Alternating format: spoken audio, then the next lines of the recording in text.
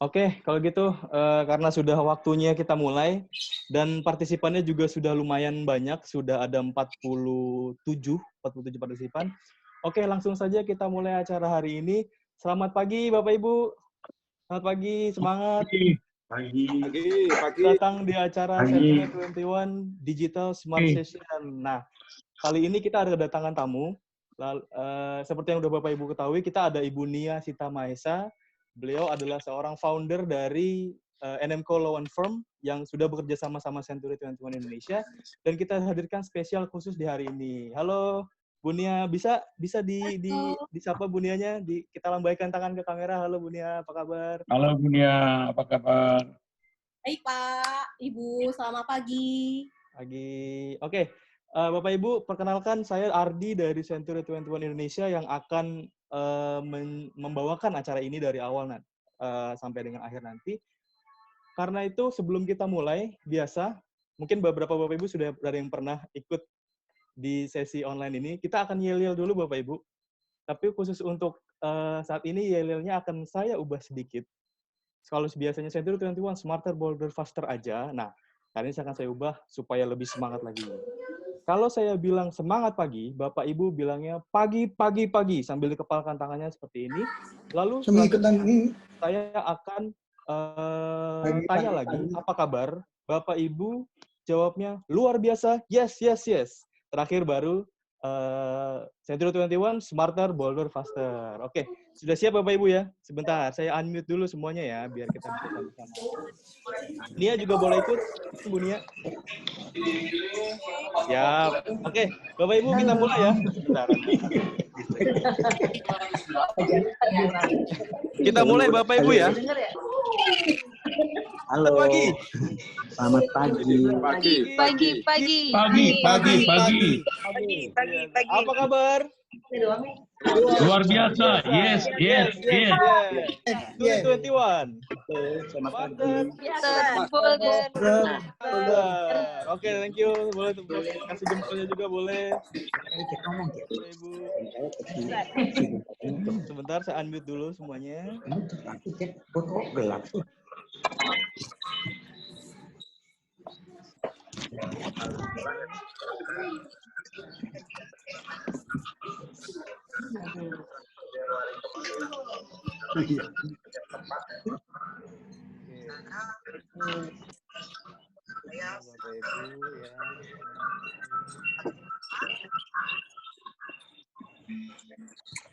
Oke. Apa kabar Bapak Ibu semua? Senang sekali hari ini kita bisa berkumpul di Zoom meeting yang kita adakan hari ini. Semoga Bapak Ibu semua sehat, dilindungi dari segala macam virus-virus yang sekarang sedang lagi sepertinya sudah di mana-mana ini ya, bukan hanya di Jakarta tapi kita semua di Indonesia juga sudah merasakan dampaknya. COVID-19 ini memang memberikan dampak yang sangat-sangat signifikan di kehidupan kita. Karena itu, mari kita sama-sama berdoa, mari kita sama berharap semoga semua ini bisa segera pulih dan kita bisa kembali beraktivitas seperti biasanya. Oke, sebelumnya saya akan introduce dulu, apa itu Smart Session. Mungkin Bapak Ibu yang di luar Jabodetabek mungkin agak asing dengarnya Smart Session. Jadi Smart Session ini, kita sebelumnya memang sudah pernah jalankan, dan secara konsep memang Smart Session ini akan dibawakan dari kantor ke kantor. Jadi kita roadshow kantor ke kantor atau dari per area. Terakhir kita buat di Century 21 United. Nah, lalu dalam situasi seperti ini, kita masih tetap ingin mensupport Bapak Ibu dengan kita akan mengadakan sesi Smart Session di platform digital ini. Nah, sesi Smart Session itu sendiri kita mengundang rekanan dari Century 21 Indonesia. Dan kali ini kita sudah bersama dengan Ibu Nia, selaku dari founder dari NMCO Law Firm. Nah, beliau ini adalah seorang dulunya juga sempat berkecimpung di dunia broker properti. Tadi mungkin Pak Tommy sudah sempat mention di awal acara, beliau saat ini juga menjadi seorang praktisi hukum, praktisi legal. Jadi mungkin Bapak Ibu yang kalau ada pertanyaan soal legal, soal hukum gitu, yang bagaimana harus kita ambil sikap seorang broker, itu nanti bisa langsung ditanyakan aja. Oke, sepertinya sudah pada siap semua nih. Saya akan ingatkan lagi Bapak Ibu, untuk yang ingin update di sosial media, boleh banget Bapak Ibu tinggal upload saja di sosial media, lalu tag ke Instagram official kita di @century21indonesia dan juga @c21official. Nah, Bapak Ibu jangan lupa kasih hashtag yang saat ini lagi kita gaungkan, yaitu hashtag C21 against C19. Ya, Bapak Ibu. Oke, sepertinya sudah siap di sini. Bu Nia, halo, monitor. Halo. Ya, Ya. oke. Bu Nia, sepertinya teman-teman sudah ready. Mungkin bisa kita mulai ya, Bu Nia ya. Boleh, boleh. Oke, sebentar saya share screen dulu. Ya, oke. Silakan Bu Nia. Halo, selamat pagi Bapak Ibu. Perkenalkan nama saya Nia Sita Mahesa, panggil saja saya Nia. Mungkin sebagian dari Bapak Ibu udah ada yang pernah kenal saya sebelumnya. Beberapa tahun yang lalu saya juga aktif di Senturi. Saat ini saya mau share sedikit Sok ya. Pagi-pagi. tentang legal property atau tentang hukum properti lah ya, kalau bahasa bakunya. Bisnis dan peran broker di dalam situasi pandemi COVID-19.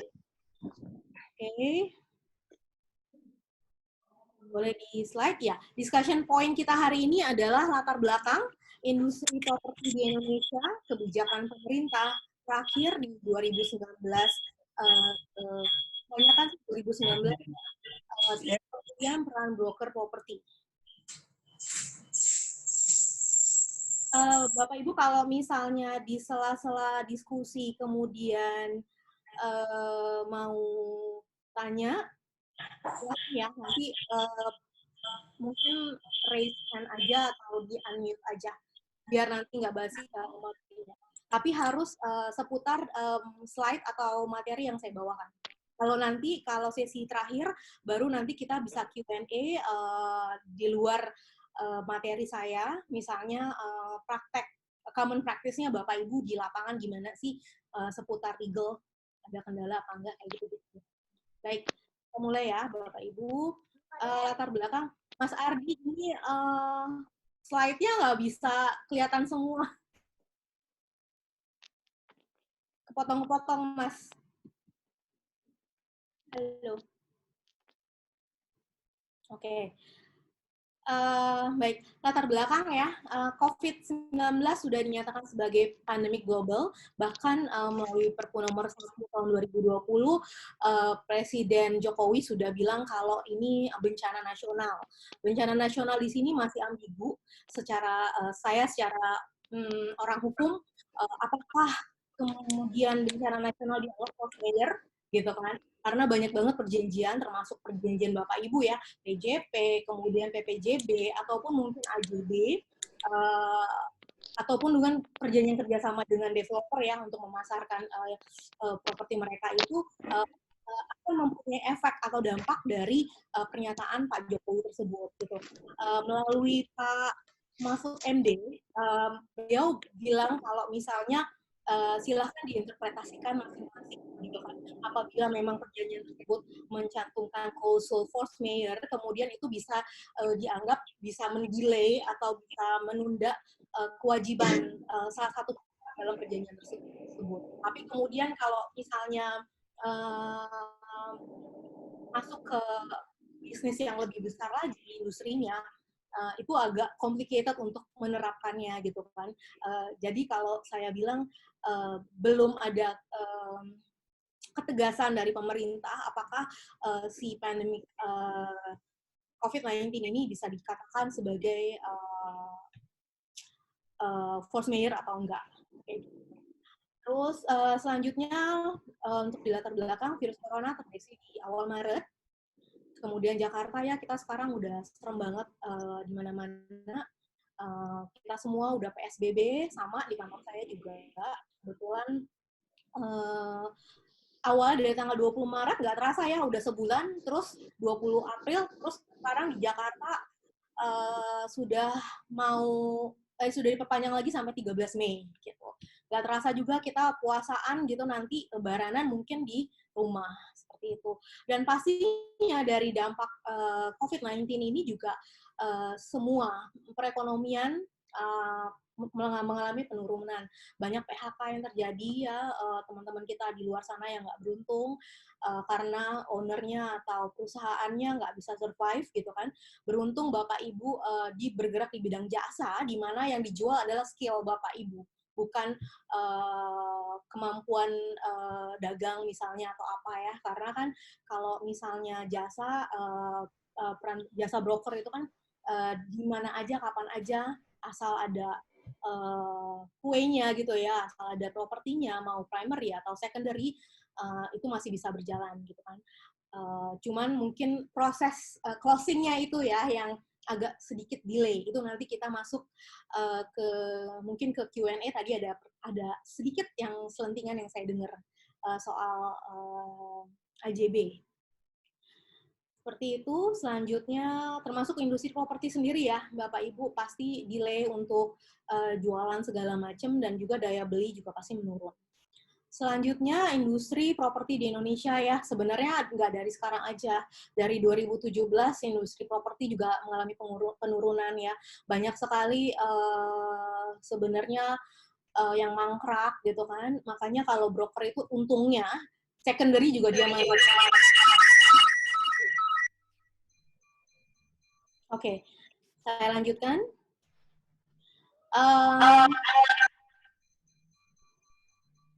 Sejak tahun 2019 sebetulnya ada perubahan kebijakan pemerintah ya. Banyak sekali relaksasi yang diberikan oleh pemerintah oleh Bu Sri Mulyani, Menteri Keuangan kita. Misalnya salah satunya pembebasan PPN. Tapi ini terbatas untuk rumah sangat sederhana yang kalau nggak salah harganya nggak lebih dari 60 juta. Maka developer itu tidak boleh memungut PPN atas jual beli RSS ini. Demikian. Selanjutnya, penurunan tarif PPNBM, ini buat kita primary property yang harganya, dulu kan kita kalau PPNBM atau PPh 22 itu dikenakan 5% ya, dari harga pengikatan atau harga jual belinya, itu untuk harga 1 sampai dengan 5, kemudian 5 sampai dengan 10. Nah, sekarang dinaikin lagi menjadi 30 miliar. 30 miliar ke atas itu baru dikenakan PPh 22 atau PPNBM, dan itu sekarang hanya 1% dari sebelumnya 5%. Ini buat kita semua atau buat developer juga pastinya bisa memberikan penurunan harga ya untuk propertinya gitu kan dengan adanya kebijakan ini, khususnya untuk properti yang mewah yang di atas harganya 30 miliar, kayak penthouse atau mungkin gedung atau apa seperti itu. Selanjutnya insentif lainnya adalah simplifikasi prosedur PPh dari sebelumnya 15 hari menjadi 3 hari. Kalau yang ini sebenarnya sekarang ini mungkin pada saat PPSB ini mungkin ada keterbatasan ya untuk aplikasinya di kantor-kantor pemerintahan. Tapi mereka tetap online, tapi mereka ada keterbatasan pelayanan. Seperti itu. Selanjutnya ada relaksasi LTV, loan to value, sebesar 95%. Kalau dulu kebijakan sebelumnya itu hanya 85% atau DP cuma 15%. Nah, sekarang diturunin lagi, terus kemudian turun lagi jadi 10%, nah sekarang diturunin lagi hanya 5% saja. Jadi sebenarnya dari kebijakan-kebijakan ini, Bapak Ibu udah bisa mulai untuk menjual yang either yang primary atau secondary ya, yang tergantung harganya atau tergantung keadaan si pembeli gitu kan, menurut kebijakan ini. Misalnya tadi kalau pembeli dia relaksasi LTV gitu kan untuk second purchase atau pembelian ketiga itu bisa hanya DP 5% aja kayak gitu. Untuk KPR dan KPA, ataupun juga credit office kantor. Nah, kalau misalnya yang untuk nanti kerjasama dengan developer, itu Bapak Ibu bisa ambil yang kebijakan yang free PPN, tergantung ya, sehingga bisa tergantung yang harganya berapa. Kalau misalnya yang RSSS, yang pembebasan PPN, kalau yang penurunan tarif PPNBM untuk properti mewah di atas 30 miliar, terus kemudian bisa juga dengan demikian bisa juga untuk diberikan diskon-diskon dari developer dalam menjual properti mereka dengan adanya kebijakan-kebijakan ini. Seperti itu. Oke. Selanjutnya, kalau misalnya kebijakan pemerintah yang akibat pandemi COVID-19 itu ada dua ya, seputar properti. OJK ini sudah mengeluarkan himbauan agar perbankan atau kreditur memberikan relaksasi kredit dalam penundaan pembayaran utang pokok dan keringanan bunga.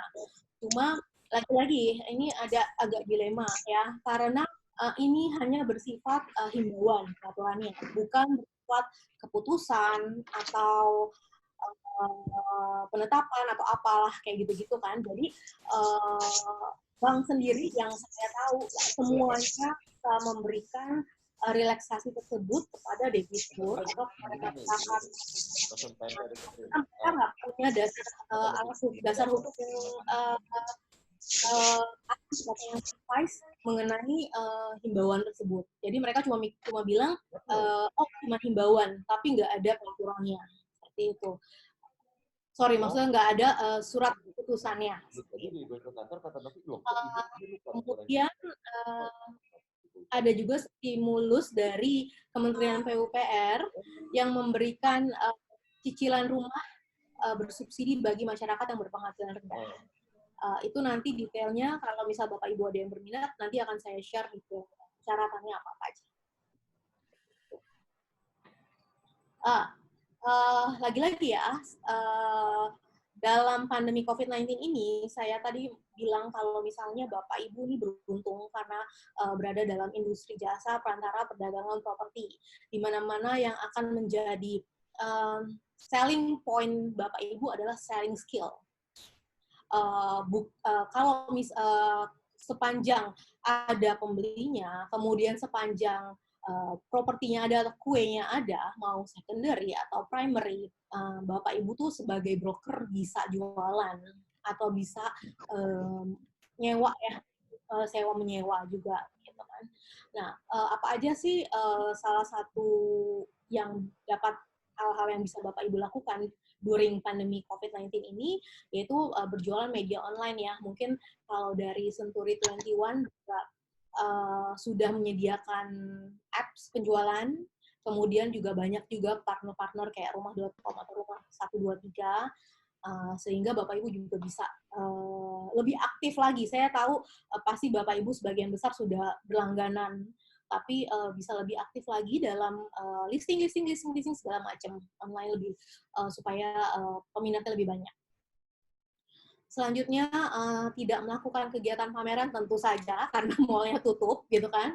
Tapi ya, itu tadi, kita semua sekarang digital, online, Bapak Ibu punya iPad misalnya, bisa di slide, kirim by WA, sediakan presentasi yang bagus buat klien, buat calon buyer, itu udah bisa ini. Terus kemudian ketika mereka mau show unit atau lihat survei gitu ya istilahnya, Bapak Ibu bisa sesekali gitu kan ketika mereka memang sangat tertarik dan memang punya waktu untuk survei atau show unit, silakan diajak aja gitu. Tapi itu saya rasa sih kalau misalnya marketing galeri ya, kalau untuk yang primary mereka ada schedule-nya sih, masih buka tapi nggak terlalu rame gitu.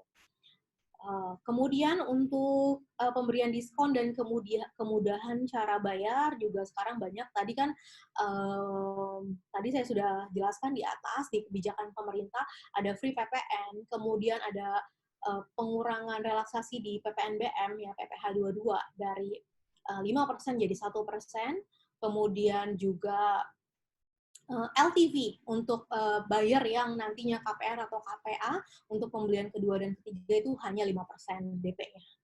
Nah, itu juga bisa menjadi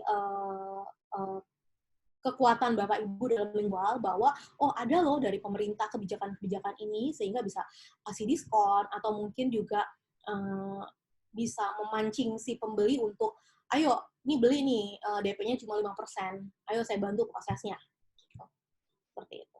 Selanjutnya di kekuatan tim sales tentunya ada benefit-benefit ya. Ini adanya pelatihan seperti yang sekarang kita lakukan dari kantor pusat, dari Century 21 Indonesia, kemudian juga dari Bapak Ibu para member broker. Jadi sehingga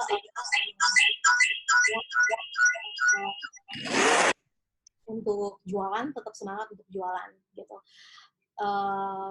Juga untuk tim sales ini juga bisa menjaga kesehatan ya ketika nanti memang harus survei atau show unit pakai masker atau mungkin kalau perginya naik motor pakai sarung tangan segala macam gitu kan, menjaga jarak untuk keamanan Bapak Ibu sendiri. Jadi dalam arti pandemi COVID-19 ya memang ini suatu bencana bagi kita semua gitu kan, tapi bukan berarti semangat Bapak Ibu loyo atau turun dalam menjual properti atau listing Bapak Ibu. Ada beberapa tadi yang stimulus atau relaksasi kebijakan-kebijakan pemerintah yang bisa Bapak Ibu manfaatkan asal tahu celahnya atau nanti bisa diomongkan ke developer atau ke penjual, misalnya secondary ya Pak. Terus kemudian juga sekarang mungkin udah saatnya kita mulai bikin materi presentasi yang menarik gitu kan, sehingga pembeli-pembeli kita bisa tertarik untuk beli meskipun kita hanya by WA, hanya by digital.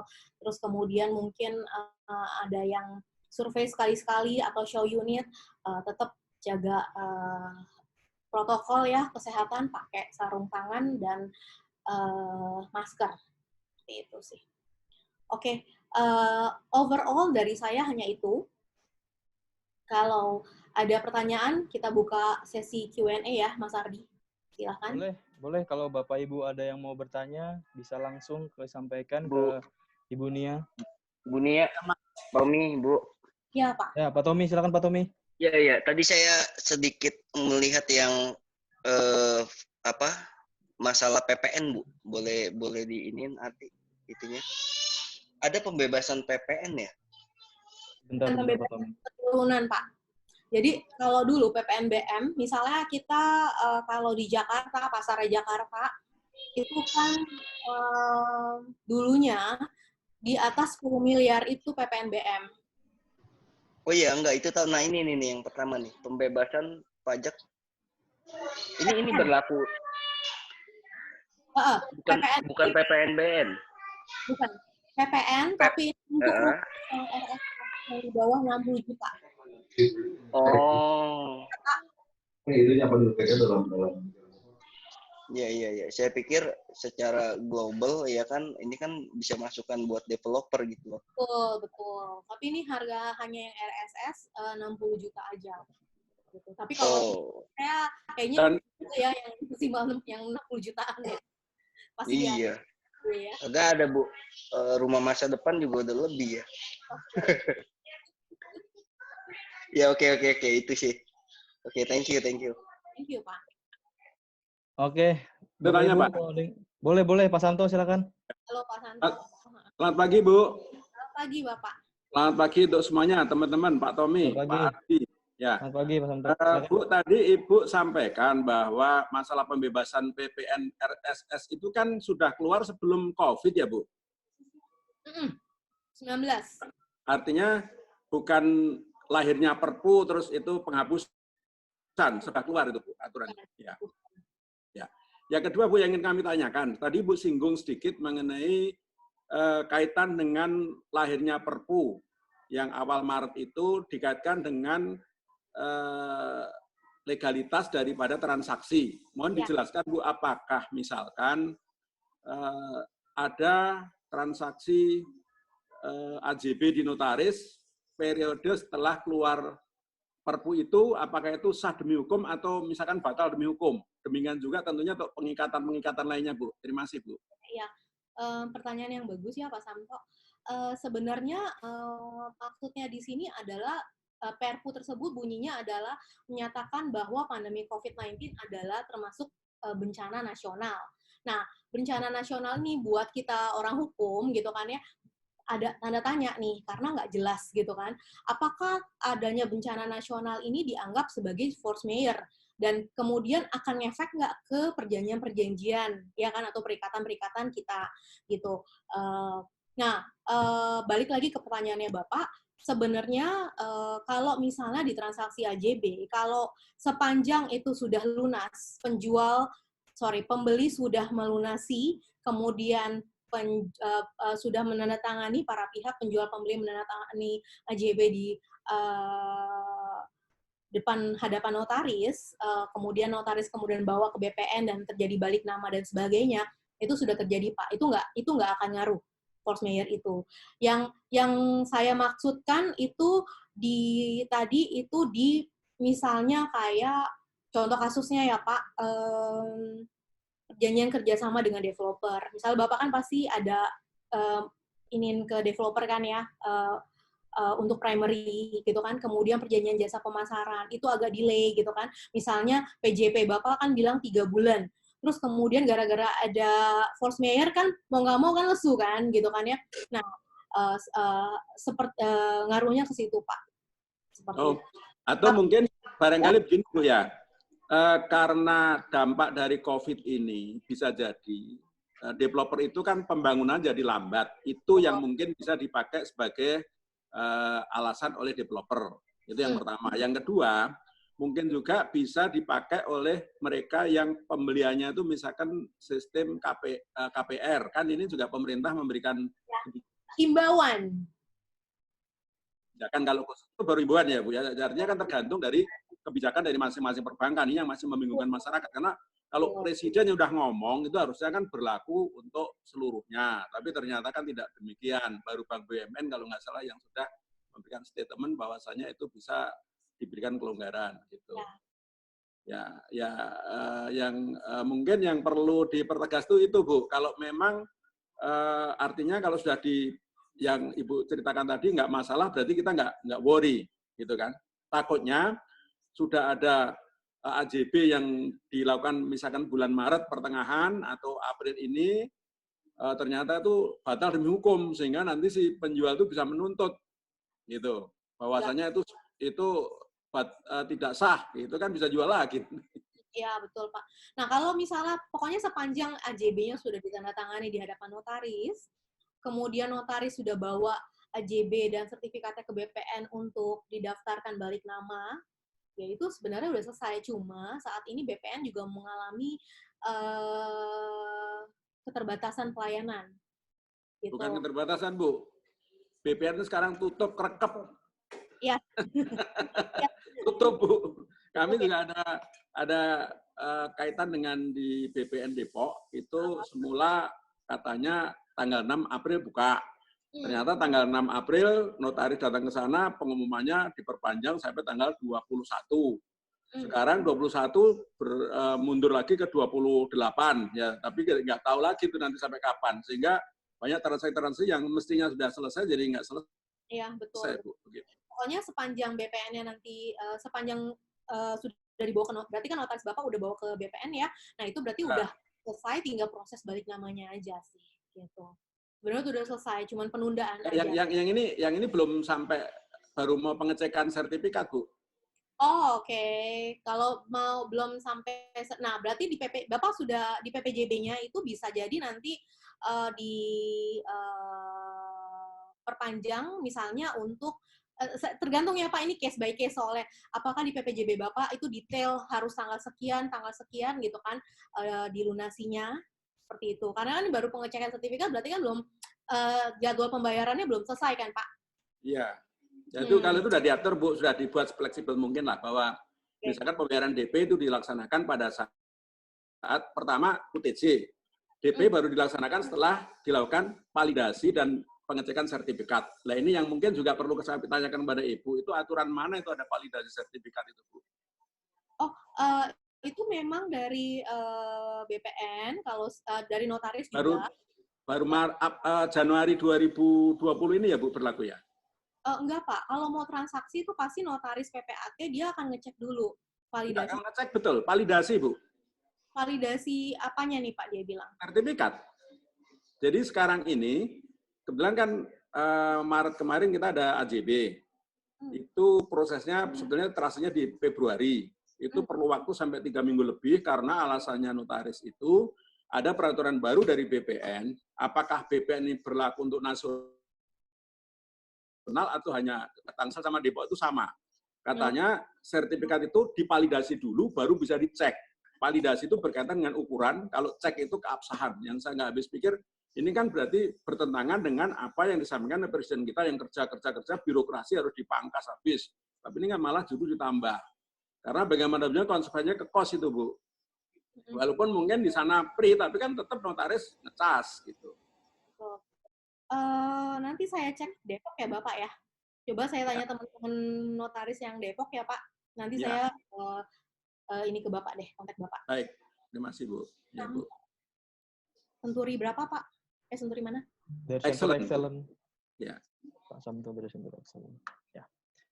Oke, Pak Samto. Ya, lagi? baik. Ya, ada satu lagi. Oh, silakan Pak, silakan. silakan. Lagi.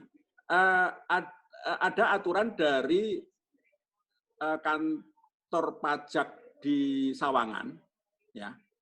Itu kalau terjadi transaksi aset di sana, itu penjual harus membuka NPWP lokasi. Ini apa memang ada aturannya, Bu? Mohon maaf.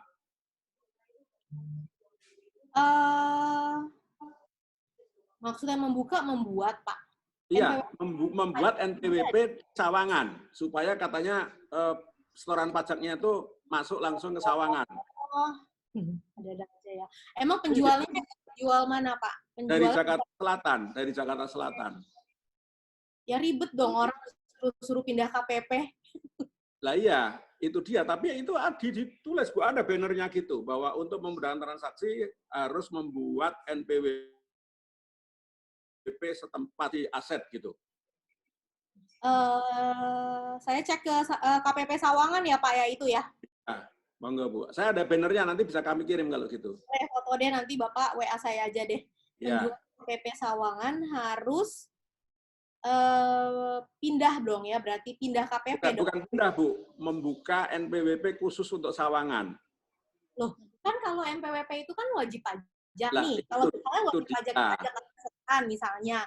Saya udah tahu itu Bu, iya. Aku juga heran, notaris kami itu memberitahukan nanti supaya cepat prosesnya nanti, itu Bapak sebagai penjual, Bapak membuka NPWP di Sawangan. Loh, NPWP kan satu, seluruh Indonesia kan berlaku. Enggak, Pak, ini harus begitu, karena untuk memudahkan, karena supaya nanti bahwa setorannya itu masuk ke KPP Sawangan, katanya begitu. Ada kok Bu, bannernya itu ada. Itu maksudnya setorannya itu BPHTB ya Pak ya? Iya, PPH dan BPHTB. Terutama PPH kan Bu, kalau penjual kan PPH. PPRD sih kalau BPHTB. Kalau BPHTB kan pembeli, itu untuk penjual Bu. Yang diwajibkan itu penjualnya. Harusnya nggak ngaruh ya sama nomor KPP-nya ya? Ya itu, makanya kok masing-masing KPP buat aturan. Berarti penjual yang di wilayah Sawangan harus buka NPWP Sawangan gitu? Ya, jadi kalau penjualnya tuh domisili di Jakarta atau di Sumatera, punya aset di Sawangan, ya harus pindah KTP dong. Kan buka KTP, bikin NPWP based on KTP. Nah, itu yang saya nggak tahu. Kok aturannya dibuat seperti itu. Tapi katanya nanti begitu selesai langsung ditutup lagi Bu itu NPWP-nya yang Sawangan itu kalau tidak punya aset lagi di situ. Tapi kalau masih punya aset yang lain, ya nanti kalau mau dijual segera ya tunggu sampai selesai semua gitu. Makanya saya juga penasaran ini aturan dari mana. Setahu saya kalau NPWP kan satu orang ya berlaku untuk seluruh Indonesia. Ini kok ada-ada saja. Ini Sawangan tuh kecamatan ya Pak ya? Berarti KPP Sawangan ya? Iya. Kecuali kalau mungkin developer lah Bu ya. Kalau developer misalkan dia ngembangkan di sana pakai PT sendiri, ya NPWP-nya di situ ya wajar lah itu kan. Kalau misalnya developer punya satu klaster di situ 10 hektar misalkan. Oke. Pakai PT di situ, mungkin karena domisilinya di situ, ya mungkin itu masuk akal. Ya, ya. Tapi kalau ini pribadi kan? Ini rumah. Iya, pribadi. Rumah. Pribadi. Gitu ya. Iya. Itu aja, Bu. Terima kasih, Bu. Ya. Oke.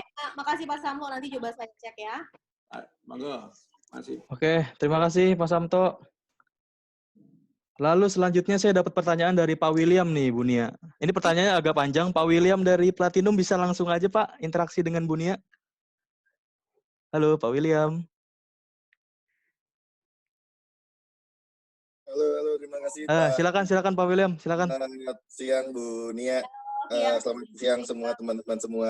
Ya, mau tolong tanya nih Bu Nia mengenai kondisi saat ini ya kan corona seperti ini.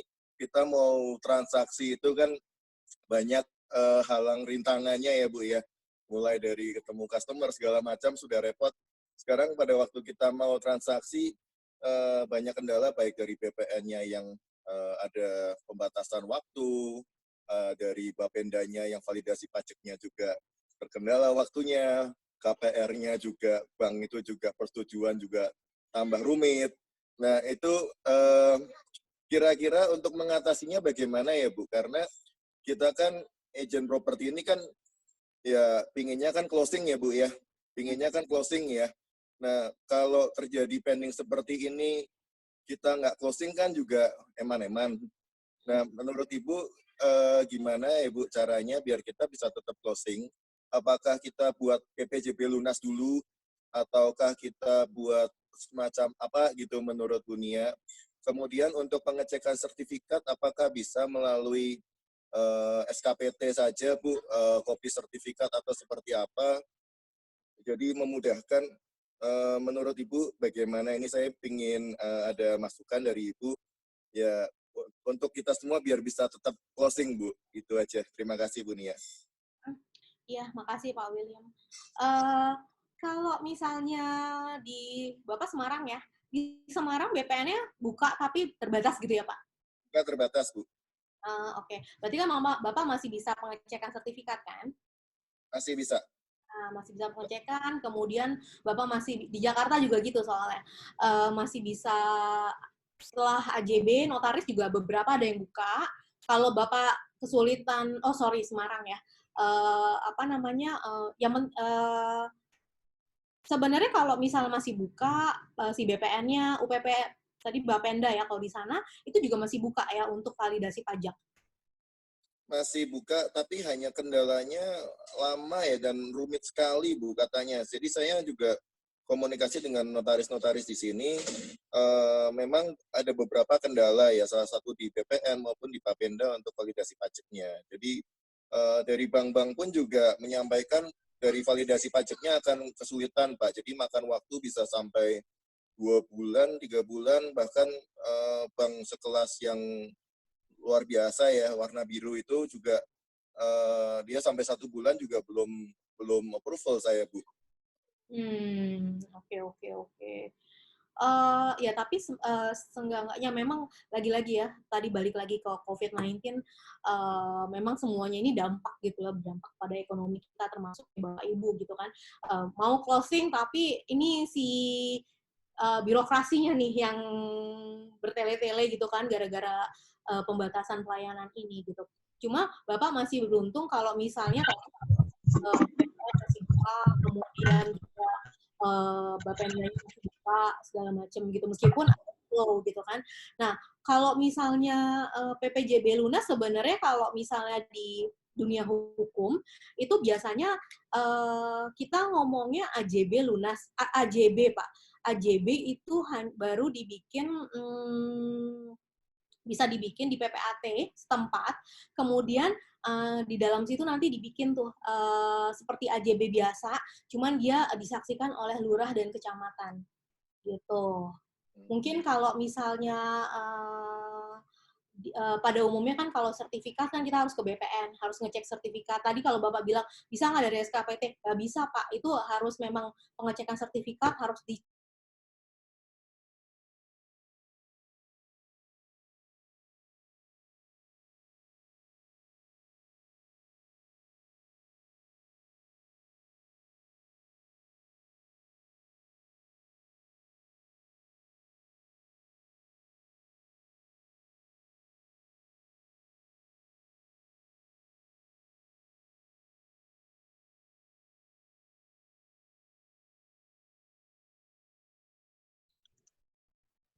Pak Saleh. Halo, Pak Saleh. Silakan, Pak Saleh.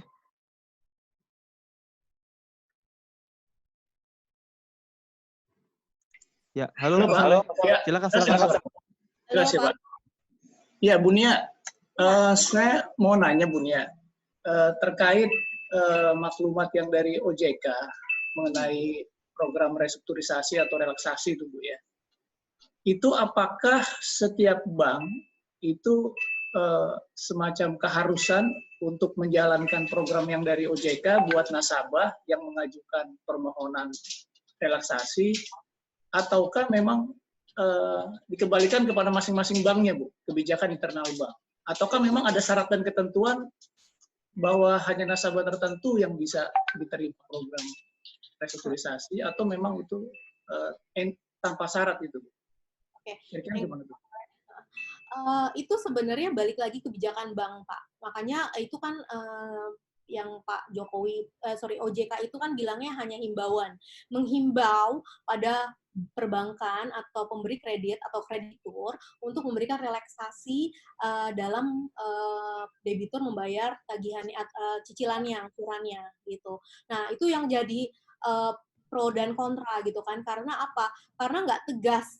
Coba kalau misalnya dari ada peraturannya yang tegas dari presiden atau dari Menkyu lah ya gitu, bilang kalau misalnya semua bank harus memberikan keringanan atau penundaan gitu kan ya, karena yang kalau yang saya dengar itu baru beberapa bank aja Pak, atau beberapa leasing ya kalau misalnya yang fidusia gitu kan, mobil motor gitu kan, tapi nggak semua, belum semua bank gitu kan, karena memang balik lagi, dan itu pun juga katanya bunganya dinaikkan atau ditambahkan kayak gitu. Jadi ada kasus, ada yang pernah saya dengar, ada saya dapat nih Bu 3 bulan nggak boleh bayar 3 bulan gitu kan ya, tapi kemudian di cicilan selanjutnya ditambahin, jadi seolah-olah kayak dia kayak bergulung gitu bunganya.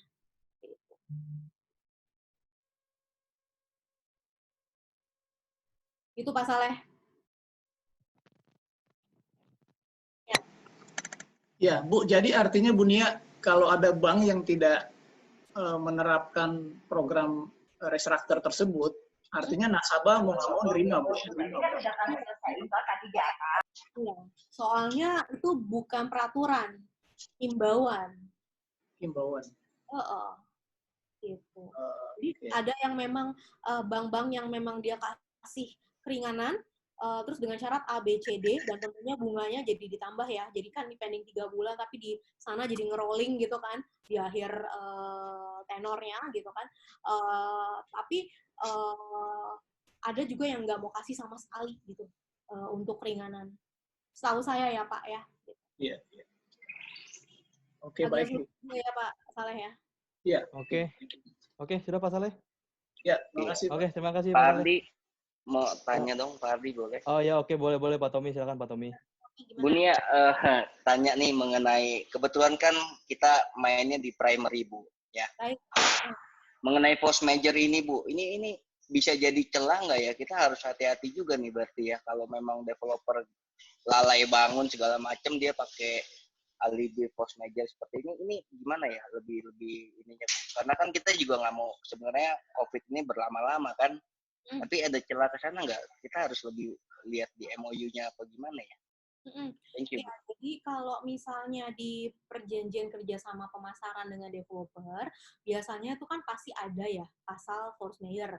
Karena kan biasanya kalau corporate dia nggak cantumin itu gitu kan.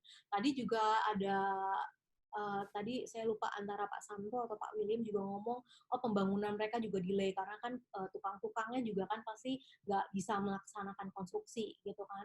Nah kalau misalnya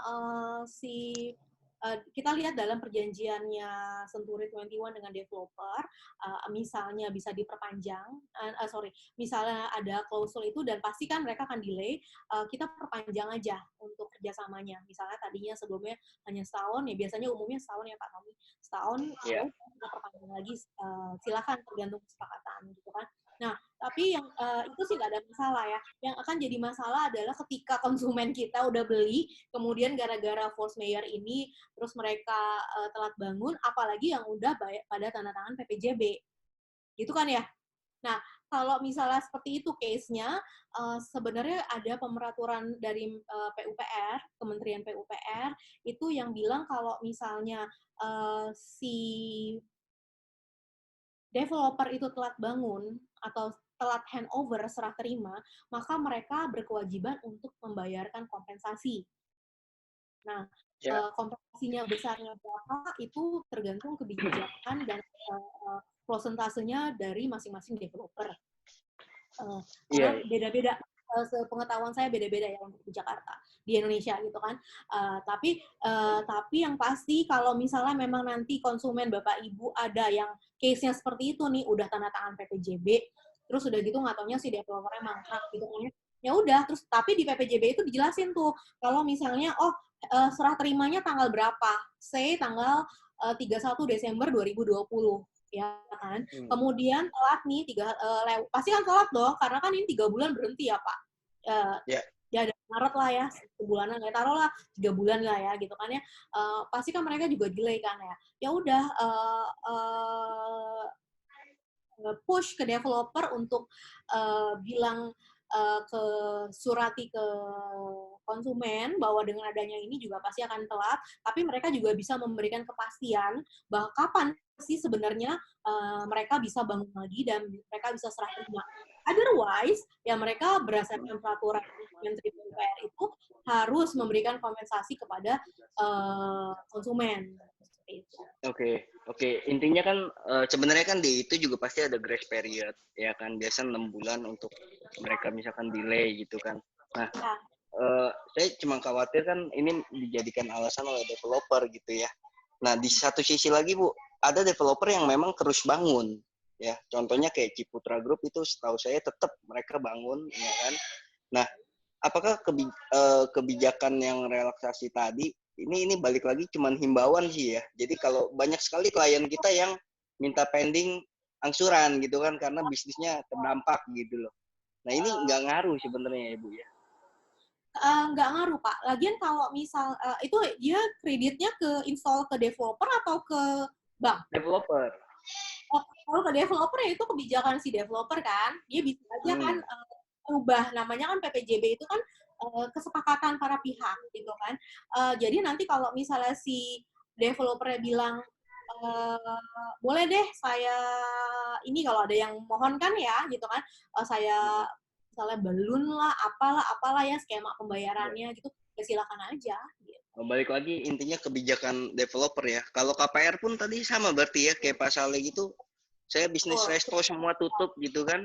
Ya tergantung bank ya mau kasih apa enggak ya. Benar. Itu. Oke. Karena sebenarnya gini, meskipun dikasih relaksasi keringanan, ya tadi itu saya kemarin dapat ada klien yang cerita gitu kan, nih gue dikasih nih, tapi pas lagi di ujung digedein bunganya, ya sama aja bohong.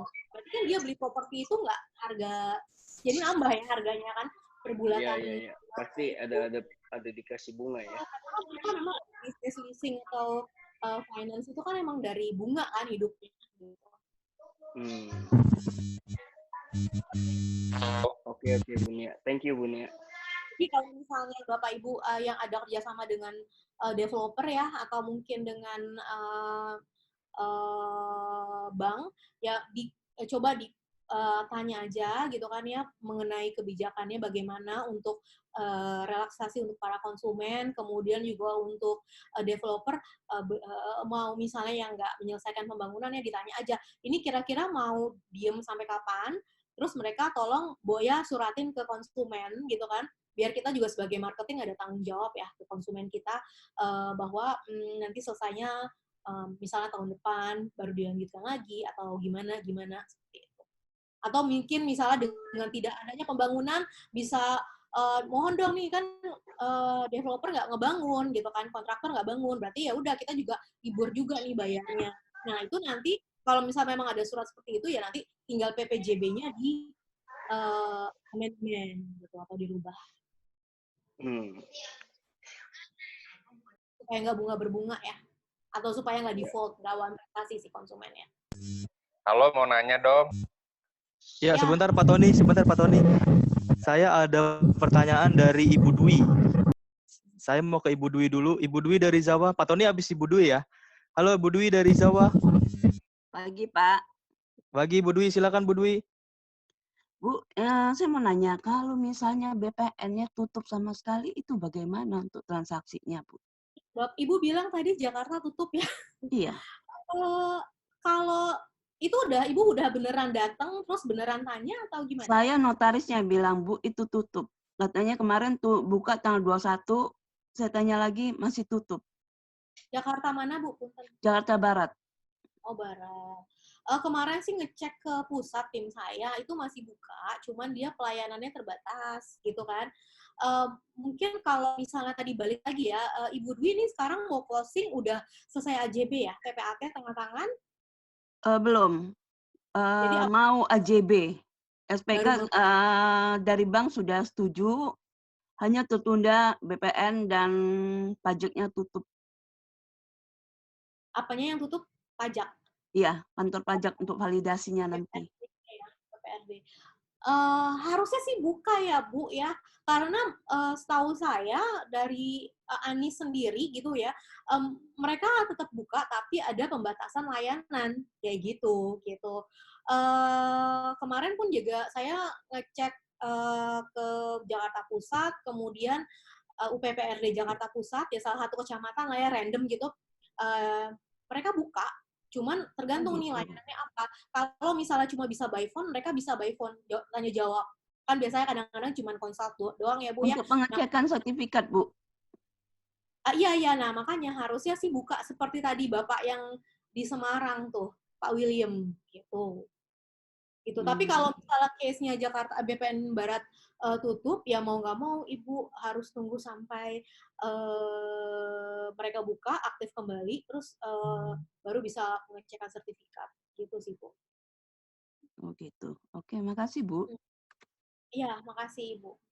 Oke, thank you Bu Dwi. Langsung ke Pak Tony. Silakan Pak Tony. Ya, selamat siang Bu Nia, apa kabar? Iya, baik Pak. Ya, selamat siang semua. Enggak, gini aja sebenarnya yang ya masalah tegas nggak tegas ya kalau lihat sekarang ini harusnya memang ada ketegasan untuk yang poin kalau kita broker ini kan based on commission ya Bu Nia ya. Betul. RB ini asosiasi di bawah Menteri Perdagangan gitu kan. Nah terus lanjut mengenai kita transaksi ini jadi nggak tertunda sebenarnya. Nah tapi bahasa tertunda bisa juga jadi batal. Tertunda ya tertunda kalau next bisa transaksi oke. Tapi kan tertunda ini karena lama nanti nggak jelas jadi juga batal gitu ya. Nah saya lihat kan ini nggak ada aturan jelas bahwa BPN itu sebenarnya gimana sih, harusnya buka atau gimana.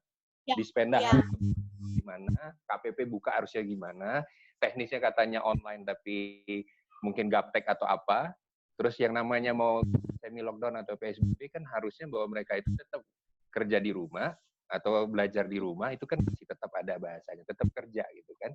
Nah mungkin ya kita kerja juga mungkin kayak di BPN atau apa kan bisa gantian, ya mungkin secara volume berkurang nggak apa-apa, karena yang rancunya di lapangan juga notaris itu ada yang bisa, ada yang enggak, ada yang bisa, ada yang enggak. Yang bisa mungkin ada tanda kutip, ada tambahan biaya dan sebagainya. Nah ini jadi kesannya apa ya? Enggak. Kita juga maksudnya sama dengan masyarakat lain yang harus dagang dan sebagainya, kita juga harus hidup gitu loh maksud saya Bu. Nah apakah usaha dari Nggak tahu saya dari istilahnya dari gubernurnya siapa yang harus ngasih tahu, atau dari kita kumpulan lawyer, advokat, atau secara senturi atau apa support untuk maksudnya dipertegas gitu loh, BPN tuh harusnya gimana gitu loh. Nah, bahasanya kayak kemarin saya nanya notaris yang di Bandung, Pak, apa bedanya sebelum PSBB sama PSBB?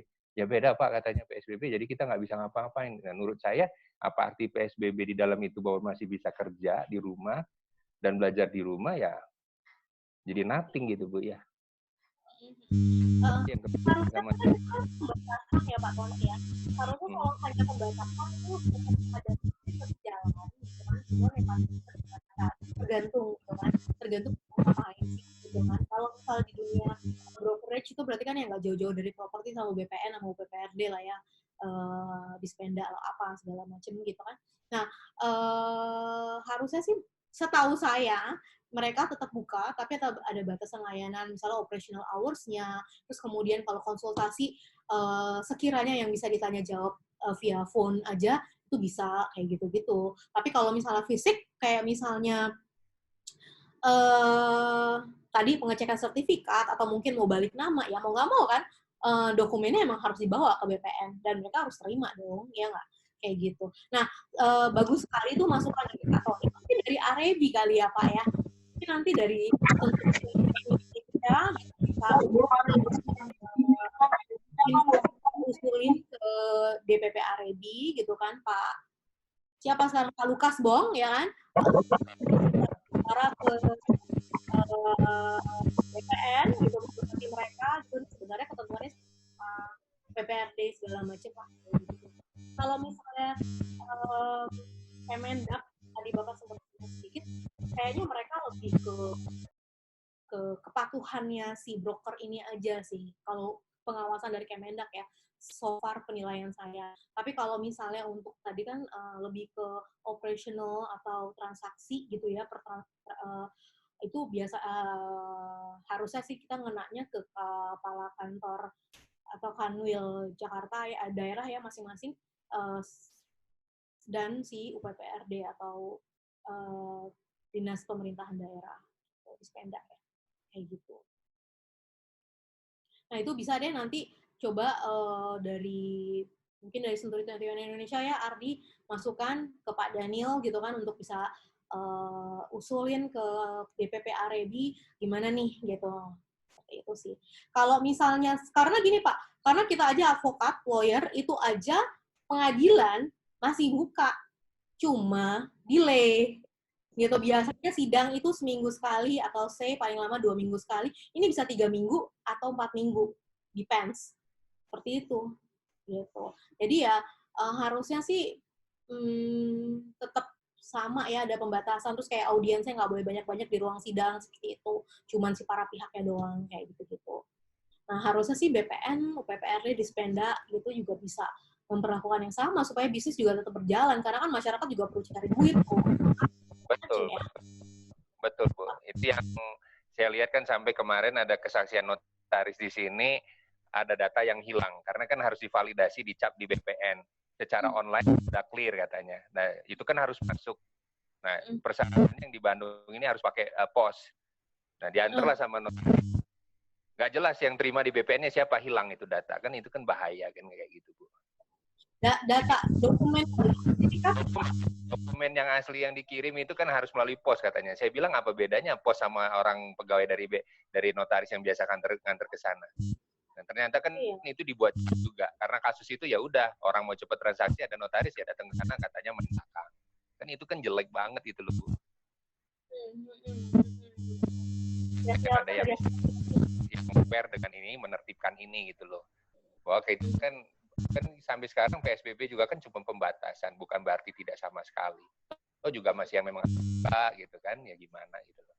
Nah saya itu bingung ini siapa sih yang bisa kompetensi istilahnya ngasih tahu bahwa ini kalau bisa diperhatikan gitu loh. Harusnya sih dari Arebi ya, mungkin ya Ardi mungkin boleh take note buat Pak Daniel ngomong ke Pak Lukas ya, ke DPP gitu, supaya teman-teman broker juga ada kepastian hukum gitu kan. sebenarnya ini bisa berjalan atau enggak sih? Soalnya ada yang buka, ada yang tutup, ada yang bisa transaksi, ada yang enggak meskipun delay kayak gitu ya. Kayak gitu sih, Pak. Thank you Pak Tony usulannya. Thank you Pak Tony. Oke, next kita ada pertanyaan lagi dari Pak Saleh. Pak Saleh, silakan Pak Saleh. Ini kayaknya tadi pertanyaan tadi deh. Bu Nia, iya Bu, hanya ngelanjutin yang pertanyaan sebelumnya Bu. Kalau memang ujung-ujungnya si bank itu ternyata tidak mengikuti himbauan Bu ya, apakah si konsumen punya kesempatan atau hak untuk banding misalkan entah ke OJK atau kemana terhadap kebijakan bank yang beda-beda itu? Karena kan wabah ini kan harusnya semua sama gitu. Kenapa kok sampai ada bank yang bisa ikutin himbauan dari presiden, kenapa enggak? Nah, mungkin banknya yang enggak itu mungkin takut Bu, takut istilahnya ada standar dari OJK.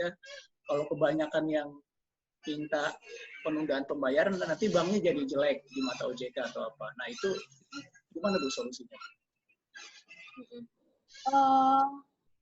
Kalau kan kita balik nih, KPA atau KPR, misalnya debitur default, berarti kan uang prestasi, berarti kan ada berlaku ya pasal-pasal yang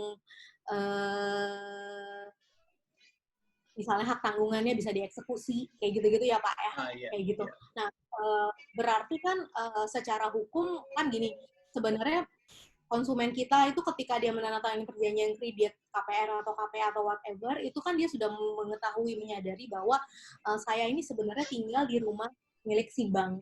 Sampai si bank itu, saya melunasi hutang saya ke bank, baru itu bisa saya ambil sertifikatnya gitu kan. Meskipun secara sertifikat atau bukti kepemilikan itu atas nama saya, kan gitu ya Pak? Nah, cuma lagi-lagi nih, sebenarnya kalau itu kan yang normal nih, kalau misalnya ada kalau nggak ada force majeure. Makanya tadi saya singgung dari awal, tidak ada ketegasan dari pemerintah, apakah bencana nasional yang dia Perpu ini bilang ini bencana nasional ini, apakah force majeure atau enggak. Kalau misalnya dia memang force majeure, maka kan berlaku dong ke semua sektor, termasuk kita nih, industri broker, ya kan. Tapi kalaupun misalnya enggak, atau tadi kayak OJK, kenapa cuma himbauan doang? Coba kalau misalnya dibikinlah suatu keputusan atau peraturan OJK misalnya, kan itu enak ya, jadinya tegas pasti gitu. Nah, balik lagi ke pertanyaannya Bapak, saya rasa mereka juga nggak akan, tapi jangan dijadikan suatu ini ya Pak, jadi suatu pegangan gitu kan. Kalau misalnya bisa dibuktikan kalau misalnya si konsumen itu sudah effort nih ke bank, menulis surat misalnya, mengajukan permohonan berkali-kali, terus tanggapannya apa, secara keperdataan itu juga pasti mereka bisa melihat bahwa memang si konsumen ini sudah tidak, misalnya tidak berpenghasilan, atau ya pokoknya nggak bisa bayar deh intinya gitu kan, sehingga mohon dimaklumi gitu, sehingga ketika dia naik nih koleknya, kan pasti kolek nih di BI ya, kenapa sih penyebabnya gitu ya, mungkin asal bisa dikomunikasikan dengan pihak bank kalau saat ini saya sedang tidak mampu nih bayar untuk cicilan beberapa bulan mendatang misalnya. Saya rasa sih harusnya mereka nggak seganas kayak kita nagih yang seperti biasa ya, kondisi situasi normal ya Pak ya, seperti itu. Dan juga bisa dibilang di situ dimohonkan untuk tidak dieksekusi hak tanggungannya karena ya COVID ini gitu. Gini Bu, info dari konsumen ya Bu Nia, itu mereka pada saat mengajukan itu ada satu pasal atau poin bahwa bank berhak untuk menerima atau tidak menerima permohonan pengajuan. Nah, takutnya bank pakai pasal itu sehingga si konsumen atau nasabah nggak bisa ngapa-ngapain lagi. Ya, nah, makanya. Sorry, gimana Pak? Sorry. Ya, maksud saya apakah kalau ada pasal itu kan customer nggak punya pilihan tuh, tetap harus ngajukan gitu kan. Nah, apakah nanti hasilnya tetap ternyata tidak diterima, konsumen ada saluran atau media untuk melakukan eskalasi entah ke OJK atau kemana gitu, atau ke lembaga konsumen apa? Apakah ada solusi-solusi seperti itu di dunia? Saya sih belum dengar Pak, sampai semalam saya dengar di berita pun itu masih ngeributin soal itu. Kalau Bapak semalam nonton ILC itu juga masih sebenarnya berdiskusi soal itu ya, himbauan itu gitu. kan. Nah, cuman coba nanti saya research ya Pak, apakah emang ada kayak semacam suara konsumen atau perlindungan konsumen, YLKI misalnya atau apa yang soal ini ya, soal apa program restrukturisasi ya, penundaan pembayaran gitu ya Pak ya. Iya. Karena ya kalau misalnya kita balik lagi ke undang-undang hak tanggungan, ya ketika si sertifikat itu didaftarkan di lembaga hak tanggungan ya memang executable, artinya si kreditur bank gitu ya bisa eksekusi atau bisa menjual ke pihak lain kayak gitu. Tapi kan itu kan situasi normal ya kan. Masalahnya ini tuh tidak normal, di mana mungkin si konsumennya ini kehilangan pekerjaan atau apa bisnisnya nggak jalan ya kan. Boleh Pak, nanti saya info Bapak deh, menarik juga sih. Ya, terima kasih Bu. Karena ada beberapa konsumen yang udah mulai komplain ke kita, minta dibantu itu, karena kan dia belinya lewat kita. Betul. Oke. Ya, makasih Bu Nia. Ya. Oke, terima kasih Pak Saleh. Pak Samto sepertinya mau menanggapi Pak Samto. Silakan Pak Samto. Baik, terima kasih Pak Ardi. Yo, silakan Pak. Mungkin kalau boleh kami menyampaikan info dari yang kami peroleh dari pihak perbankan, dari CMB Niaga. Jadi begini Pak Saleh dan Bu Nia, apabila ada bank yang tidak mau memberikan relaksasi kepada nasabah yang kesulitan untuk mengangsur karena kasus COVID-19 ini, maka sebetulnya bank itu sampai dengan bunuh diri sendiri. Karena apa? Karena berarti kalau nanti nasabahnya itu tidak bisa ngangsur, berarti kan NPL-nya akan tinggi. Tetapi kalau seandainya banknya itu justru memberikan relaksasi, misalkan diberikan kelonggaran tidak mengangsur selama 6 bulan, maka status selama 6 bulan itu di BI sana itu statusnya lancar, sehingga tidak ada NPL-nya.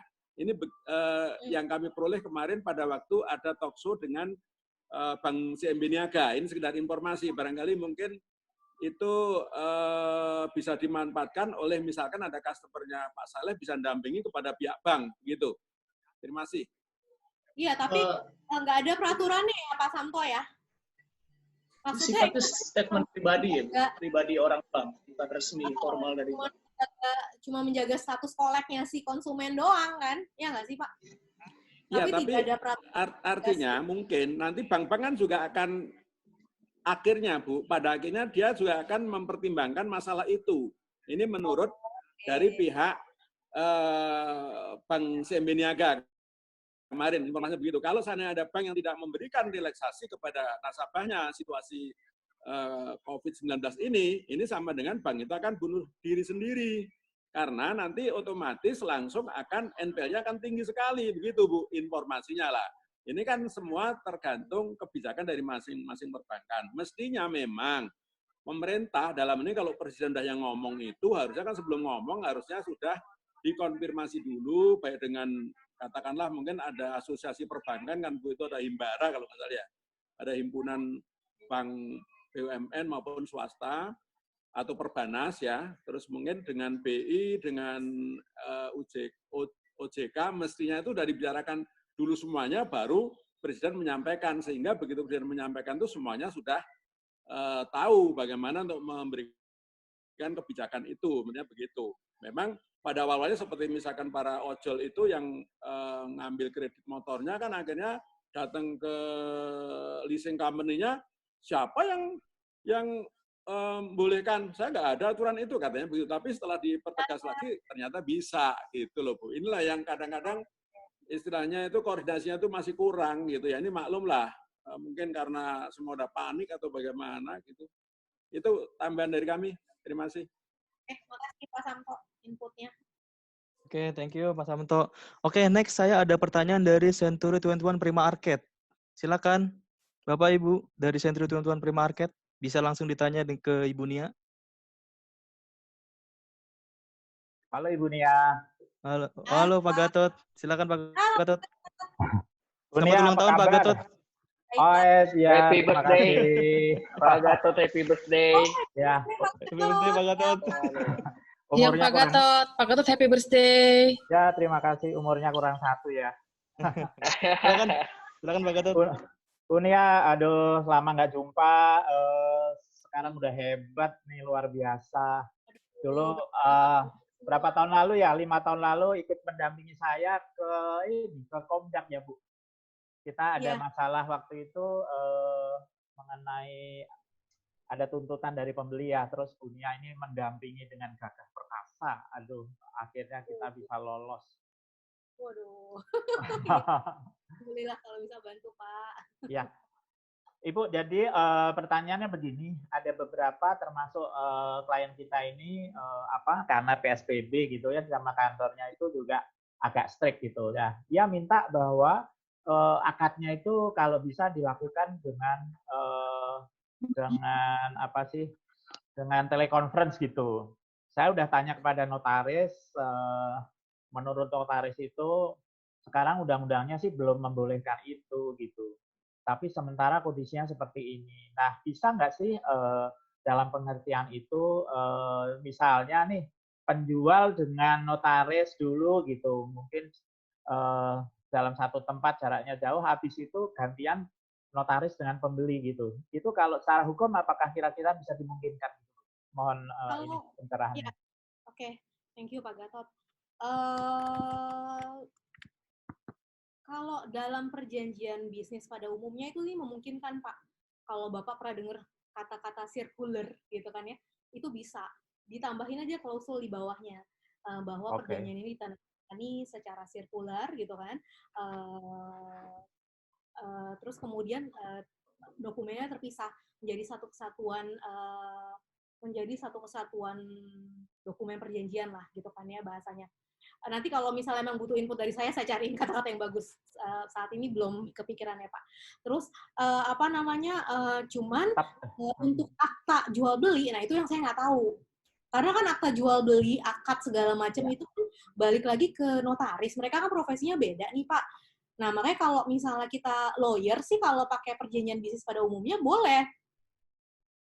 Asal ditambahin klausul tersebut. Tapi kalau AJB, ini akad itu kan berarti perjanjian kredit ya. Perjanjian kredit itu kan bank sebenarnya, ya kan? Apakah memang dari bank itu ada standar khusus dari OJK misalnya, atau mungkin habis dari akad kredit tanda tangan AJB misalnya ya, si PPAT-nya nggak mau, oh memang ini bakunya dari ini begitu, Ikatan Notaris Indonesia.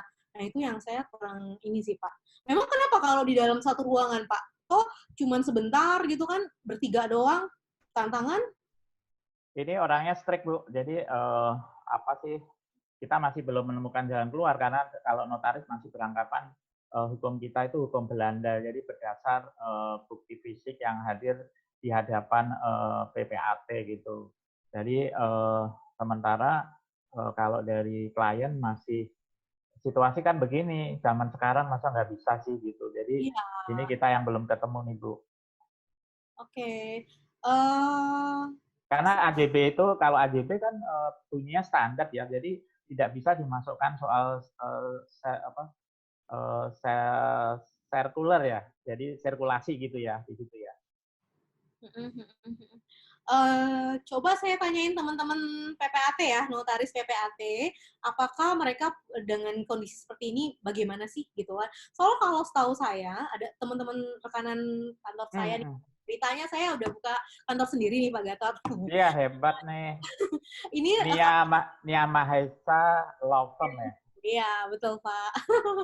Teman-teman kalau ada case yang mau ke Bunia bisa melalui saya, fee-nya nggak banyak-banyak. Terima kasih jualannya Pak. Setahu saya sih kalau misal notaris PPAT masih tetap buka nih gitu kan. Memang ada beberapa yang tutup tapi nggak semuanya. Nah, terus balik lagi tadi kan ada tuh yang tadi kita bahas BPN ada yang tutup ada yang buka. Nah, ya setahu saya juga memang buka tapi ada keterbatasan layanan gitu. Tapi kalau misalnya yang tadi sirkuler harusnya sih nggak ada masalah. Atau cari PPAT lain gimana Pak? Banknya bank apa ya Pak? Banknya nggak apa-apa kan kalau akad buka gitu dia tanda tangan? Iya, kalau banknya lebih fleksibel sebetulnya. Cuman saya belum nanya notaris yang lain sih, apakah bisa melakukan itu gitu. Nah, biasanya kalau Bapak kan Tangsel ya? Iya, Tangsel. Rekanan bank apa biasanya rekanannya beberapa orang gitu kan, udah listnya. Betul. Nah, coba kontak ke banknya. Ada nggak sih notaris yang lain, yang rekanan yang lain yang bisa, yang lebih fleksibel lah kayak gitu. Saya rasa kalau nggak masalah ya, tapi saya nggak tahu apakah memang itu ketentuan dari ininya, ada mereka dari profesinya. Meanwhile, saya juga cek ke teman-teman notaris PPAT, apakah emang nggak bisa ya pakai kata-kata sirkuler itu. Gitu. Ya, itu ada beberapa case, Ibu. Jadi misalnya kayak BNI itu ada notaris kami biasanya karena pekerjaannya banyak itu dengan asisten saja kadang-kadang bisa, tapi ada bank street yang tidak bisa diwakilkan gitu kan.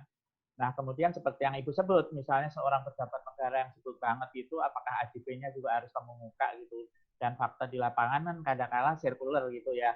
Nah, tapi secara hukumnya kan hadir di hadapan saya gitu. Notaris PPAT. Nah, di situ itu mungkin ada notaris yang letterless pada bunyi itu sehingga dia istilahnya takut ada suatu tuntutan di kemudian gitu. Iya, kalau misalnya kayak gitu, memangnya kenapa kalau si PPAT itu bertiga, maksudnya datang gitu kan ke kantor bank, terus sebentar aja kan, paling setengah jam tanda tangan doang gitu, nggak mau juga si PPAT-nya? Enggak sih, yang agak rempong ini kliennya sebetulnya karena dia maunya telekonferensi saja gitu. Oh gitu, agak parno sama COVID ya? Iya benar parno ini. Benar nggak Pak Saleh tuh? Pak Saleh ada pengalaman? Pak Saleh ada pengalaman nggak Pak Saleh? Iya Pak Gatot. Kalau saya kembali ke kedekatan kita sama pihak-pihak terkait Pak, misalnya notarisnya Pak. Kalau notarisnya itu mungkin kita udah terbiasa sering, biasanya notaris akan bantu kita yang tadinya mungkin masih bisa-bisa enggak, nah, dia nanti bisa bantu meyakinin ngomong sama si kliennya Pak, atau ngomong ke pihak yang udah selama ini dia jalan dengan pihak BPN atau buat pihak validasi supaya bisa gitu Pak. Bahkan terkadang customernya sendiri Pak yang nggak berani. Akhirnya ya mungkin solusinya harus bawa pakai APD kali Pak. Tapi masker Pak biar bisa jadi kali Pak. Ada berapa sih Pak? Maksudnya PBJB kan pasti ada tanggal-tanggalnya tuh. Ini kliennya mana nih, buyer apa sellernya yang nggak mau? Ini sebetulnya sellernya. Jadi ini kan langsung AJP dan akad kredit dengan bank kan ya Bu. Jadi sebetulnya kalau menurut saya ini manajemen risiko kan di pihak pembeli ya, karena andai kata sampai ada tuntutan kan dia sendiri yang ini. Jadi sebetulnya saya agak lebih punya power dalam konteks bahwa ini buat pembeli sendiri loh, jangan sampai nanti next ada suatu masalah Anda yang kena yang dirugikan gitu kan dalam konteks sebagai pembeli. Tapi anyway nanti saya akan lebih keep in touch dengan para pihak, semoga ada jalan keluarnya.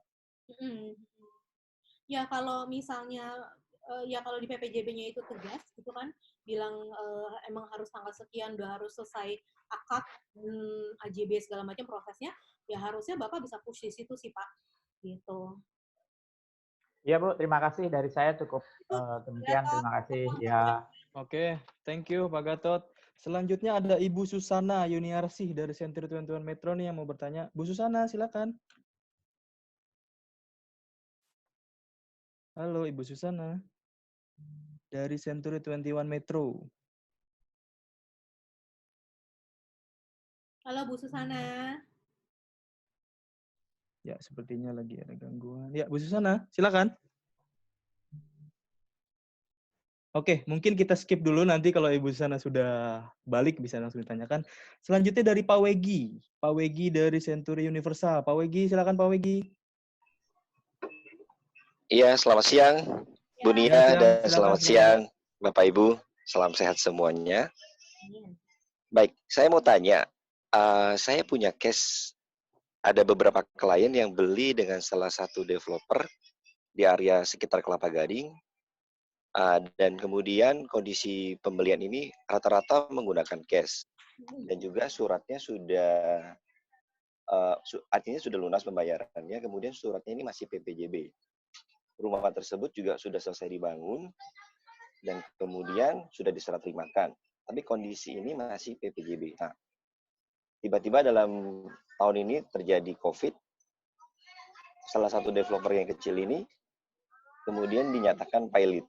Nah, klien-klien kita yang sudah beli, memang rumah sudah diserah terimakan dan sudah tinggal, mereka kebingungan. Kondisi surat saya saat ini bagaimana? Apakah kita menunggu dengan kondisi menunggu developer yang kantornya saat ini sudah pindah dan sudah tidak jelas, kemudian juga di notaris pun juga saya cek juga udah pindah, surat-suratnya sebagian sudah ditarik. Artinya ada ketakutan dari klien-klien kita yang sudah beli rumah mereka kuasai, tapi secara surat itu mereka masih PPJB, masih atas nama developer yang waktu itu membangun dengan yang belum sertifikat. Kemudian juga saya cek sertifikatnya pun juga.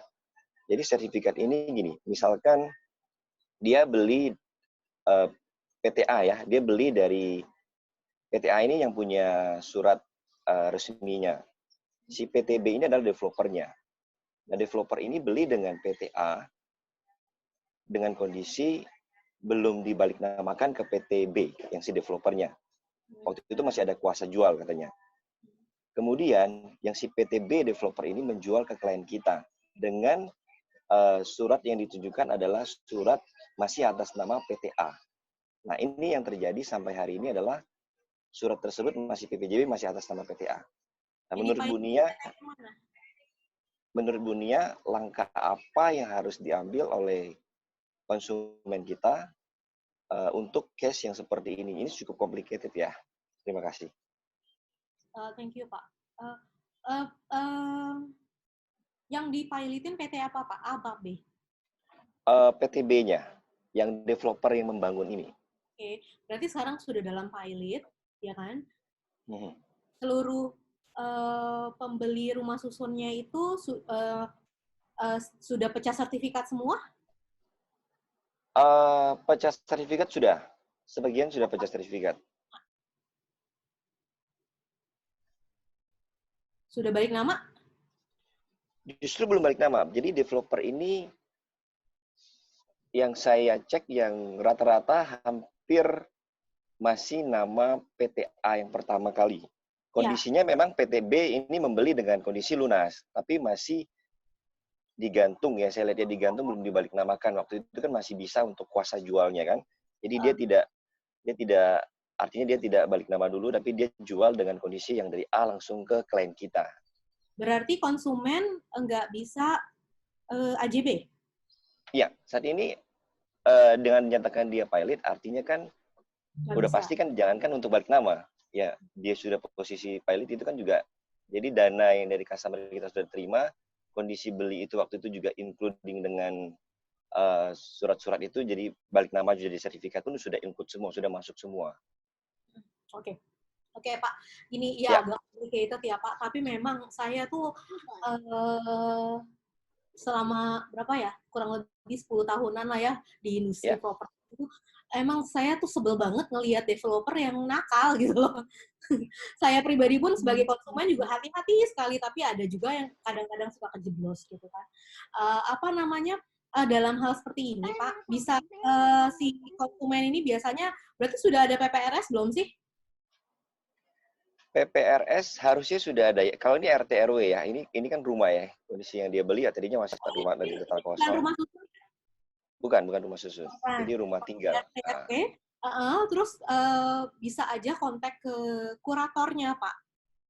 Kurator yang menangani pilotnya mereka. Jadi kan gini, kalau proses pilot itu kan berarti si PTB ini ada yang mengajukan permohonan pilot ke pengadilan niaga, minimal 2 kreditur.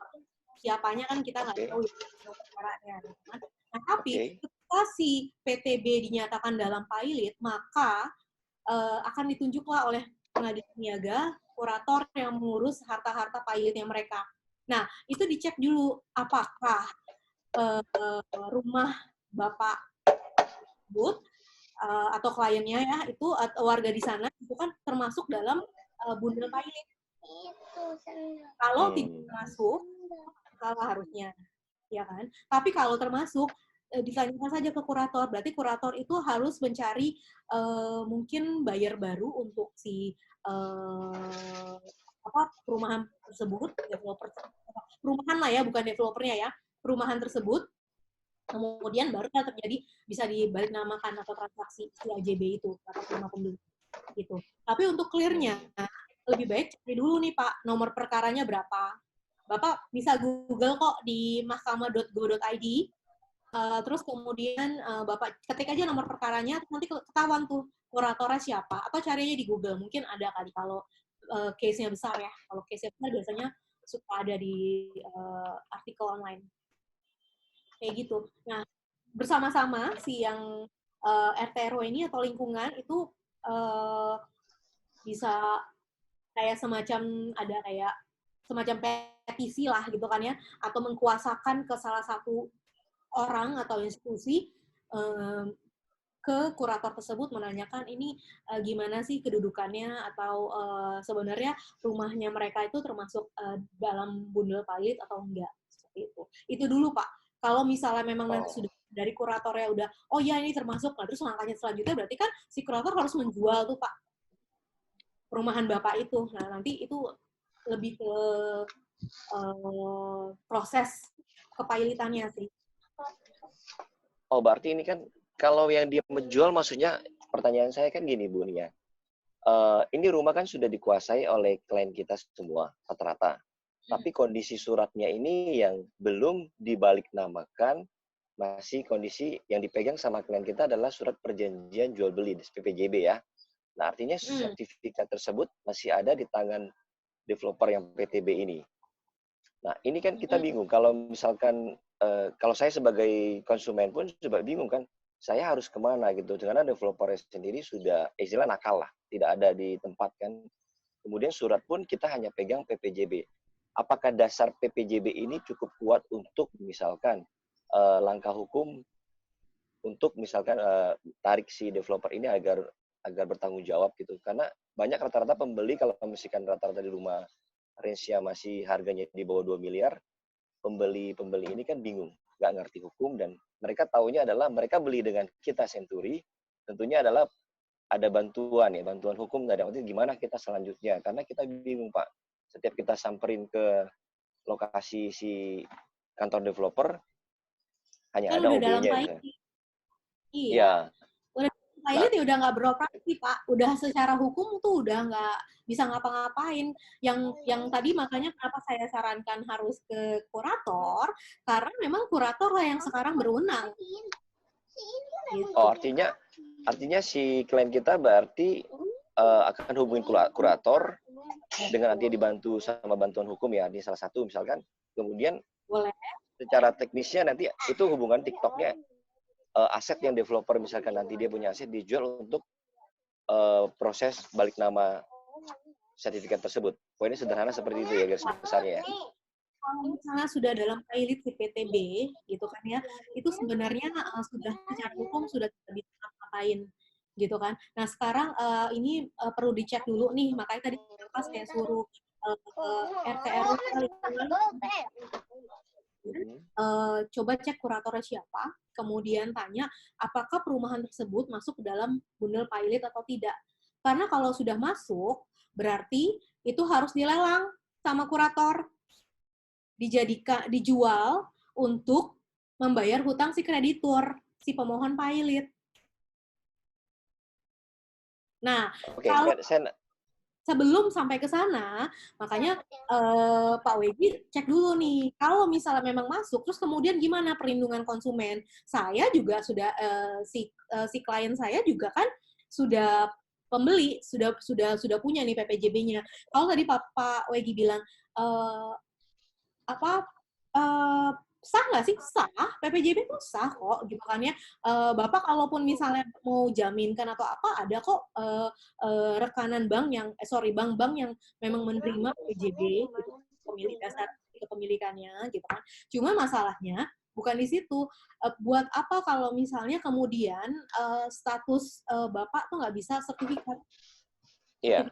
bukti kepemilikannya gitu kan. Nah, harusnya ditanya dulu nih, di-clearin dulu nih si kurator. Apakah termasuk bundle pilot atau tidak? Kalau misalnya memang termasuk, kemudian nanti lelangnya gimana? Nanti kalau misalnya rumah Bapak itu lelang gimana? Berarti kan harus ada harus ada gugatan baru apa segala macam, ya kan? Tapi sebelum ke sana, coba adukan dulu ke kurator karena saat ini PTB itu sudah tidak berdaya. Semua kewenangannya itu dilimpahkan ke kurator. Kurator pastinya dengan hakim ini Jakarta mana, Pak? Jakarta Utara. Jakarta ya. Jakarta berarti kan Bapak bisa ke Pengadilan Niaga tuh Jakarta Pusat yang di Galur. Oke. Sehari Gunung Sari, Golden Hotel, daerah situ ya. Nah, di situ dicek dulu nih, masuk nggak? Kalau misalnya udah masuk, bundle pilot, nih perumahan X misalnya gitu ya. Kan gimana ceritanya nih masuk dalam harta pilot? Uang ini kan beberapa sudah dibeli konsumen. Ya mungkin buat si pemohon pilot, yang si krediturnya si developer ini kan mereka nggak peduli gitu kan. Yang penting yang dijaminkan itu misalnya tanahnya tuh Pak, alas haknya, berarti ya? Kalau ketika developer bangun itu Pak, kan alas haknya nih induk nih, sertifikat induk SHGB sekian atas sama PTA tadi kan ya. Nah itulah yang dijaminkan oleh si developer PTB ini ke bank misalnya. Kemudian PTB default, nggak bayar-bayar cicilan, dia mengajukan permohonan pilot nih si kreditur, si bank, si kreditur separatis, karena dia memiliki sertifikat. Ngerti ya? Ya, ngerti. Kenapa developer itu tidak bisa balik nama?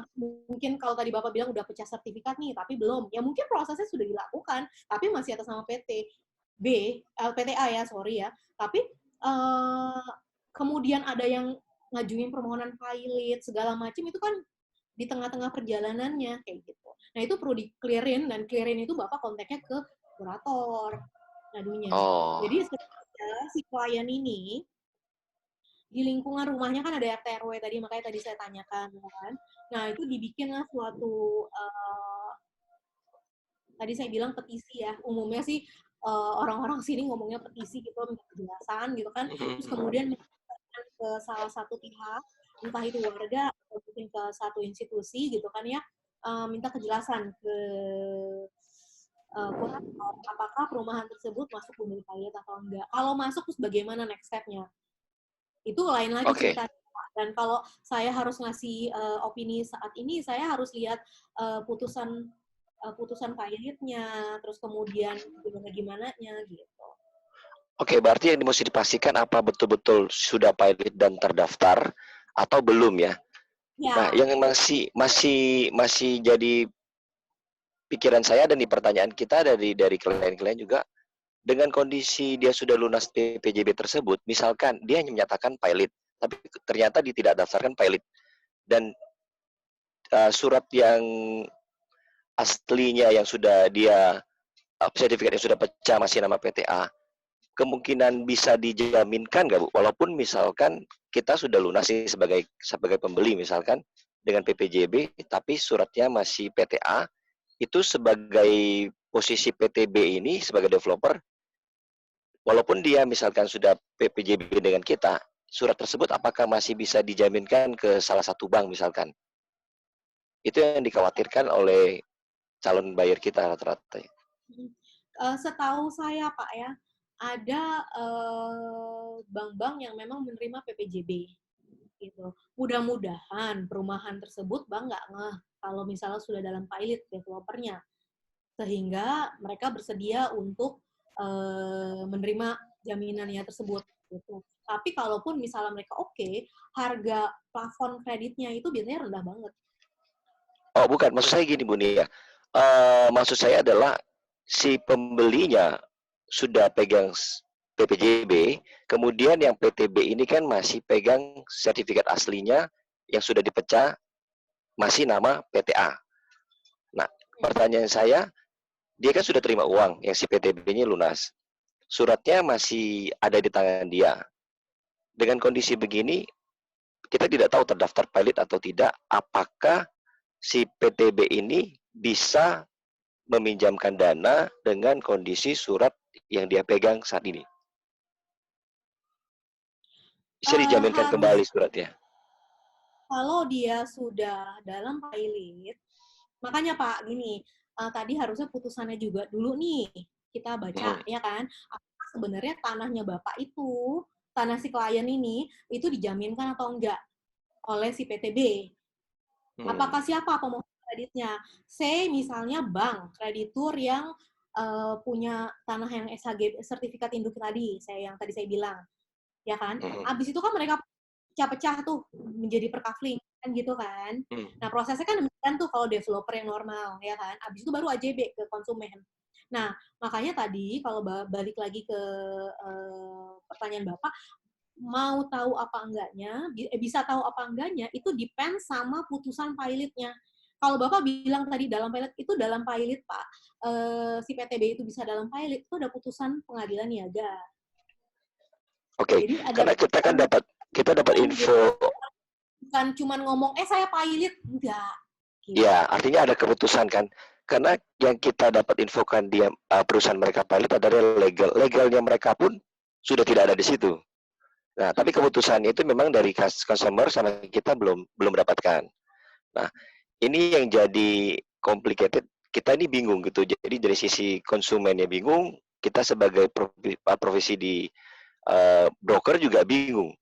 Jadi case ini cukup kasih tertarik benang merahnya adalah buat jadi bahan pembelajaran bahwa dengan developer kecil ini kita jadi belajar bahwa jangan langsung misalkan menerima, dititipin misalkan ada pembangunan di komplek yang lama, misalnya ada tanah kosong dibangun 20 unit atau 15 unit dengan kondisi ditunjukin suratnya masih nama PT apa atau pribadi apa, mereka bangun kan butuh waktu sekitar 8 bulan sampai 1 tahun. Mereka terima uang dengan kondisi PPJB karena diiming-imingin dengan mendapatkan diskon, artinya kan pembeli, investor atau buyer ada cash, dibayarin cash, dikasih diskon misalkan 10% atau 15%. Nah, tentunya kan buyer beli. Setelah beli, nah itu ditarik tuh. Setelah benang merahnya ditarik untuk udah pelunasan, pembangunan dibangunin, serah terima, tapi suratnya digantung. Nah, digantung sampai hari ini. Nah, ini yang menjadi pelajaran bahwa lebih baik pada saat misalkan pembelian pelunasan, ya langsung balik nama ya. Kalau dengan PPJB ini bisa terjadi 2 hal ini, yaitu dia dengan mundurin, dengan kondisi bilang, masih diurus dengan developer, dengan PT A, atau dia bilang tunggu dulu. Nah, tunggu, momen yang pas adalah momen COVID seperti ini, di mana COVID ini dianggap force major misalkan, atau kondisi yang tidak kita tahu. Jadi dia menggunakan ini untuk dasarnya, saya lihat ya ada dasarnya untuk langkah bahwa mereka tuh pilot gitu. Walaupun mungkin kita butuh untuk dapat surat bahwa itu pilot beneran gitu. Itu sih ya, Bunia. Betul Pak. Makanya kalau misalnya kalau di PJP itu, seingat saya sih dulu saya yang nambahin tuh ya, PJP-nya Senturi. Itu ada dokumen legalitas kan, dibilang harus jelas, si penjualnya harus jelas gitu kan, dokumen legalnya. Apakah sertifikat atau apa. Dan kalau misalnya ada permasalahan, itu melepaskan broker Senturi 21 dari tindakan tuntutan hukum pihak ketiga. Harusnya dari PJP itu, kalau Bapak kan ini kan kasusnya si klien ya Pak ya. Betul. Klien harusnya dia juga, ya saya mengerti posisi Pak Wegi itu sebenarnya cuma mau servis ya after sales kan gitu ya. Betul. Lagi-lagi nih yang dilihat itu nggak sesimpel itu karena udah masuk dalam pilot. Kalau PT sudah dalam pilot memang sudah tidak bisa. Makanya tadi kenapa mudah-mudahan nggak ada sampai tuntutan dari si kliennya gimana ya gitu kan ya. Cuman lagi-lagi memang kalau misalnya balik lagi ke tadi yang legalitas properti atau tanah bangunan itu memang harusnya kita ngelihat sebagai agent, sebagai broker tuh emang harus lihat dulu nih legalitas bener apa enggak, valid atau enggak gitu. Juga tadi mungkin Bapak ini ya jual secondary atau jual primary gitu. Nah, mungkin dulu primary-nya yang nakal, nggak bisa declare, misalnya surat tanahnya masih atas nama pemilik sebelumnya, kayak gitu-gitu.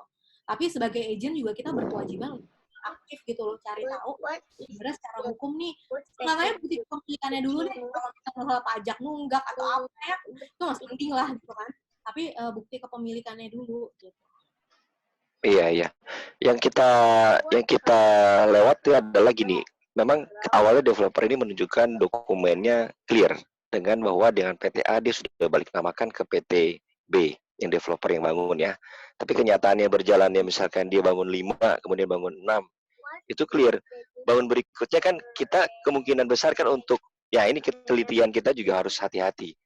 Dia dari pihak legalnya pun bilang, oh ini sama, kita balik namakan. Artinya proses penjual beli kan, kita kan sudah, karena di awal sudah kita cek, sudah clear, dan proses jual beli berikutnya kan kita, bukan asumsi ya, dengan kondisi kan nanti juga ada legalitas, mereka ada notaris juga sendiri, rekanan, kemudian juga ada pihak legalnya, dan developernya juga memang waktu itu juga tidak ada apa-apa ya. Tiba-tiba begini, nah ini yang kita khawatirkan adalah, tentunya ya saya lihat sih, developer ini developer yang memang bukan developer yang besar. Kalau developer yang besar, Ciputra dan Alam Sutra dan lain-lainnya mungkin tidak begini ya.